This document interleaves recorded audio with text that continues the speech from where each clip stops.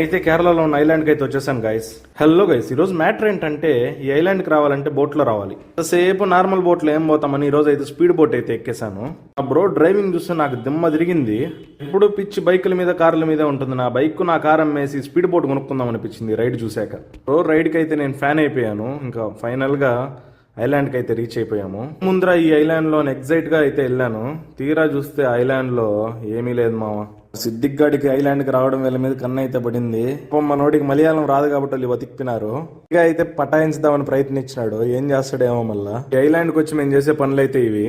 మన సిద్దిగ్గాడు అయితే పాటలు పాడుకుంటూ వెళ్తున్నాడు. నువ్వెక్కడుంటే నేనెక్కడుంటా అనుకుంటూ. ఎవరిని పటాయిస్తాడో ఎవరి దగ్గర దెబ్బలు తింటాడో అయితే తెలియదు. లాస్ట్ కట్టే నీళ్ళని పడేయాలని సర్కస్లు కూడా చేసే స్టార్ట్ చేశాడు. 4 చూడండి గైస్ అంత పెద్దగా ఉందో. సరే నేను జారేశాను. కేరళకు వచ్చే వాళ్ళు ఎవరు ఈ స్పీడ్ బోట్ అయితే అస్సలు మిస్ అవ్వకండి. వీడియో అంతా చూస్తారు, నా ఛానల్ మాత్రం సబ్స్క్రైబ్ చేయరు. Okay, Tata, by by.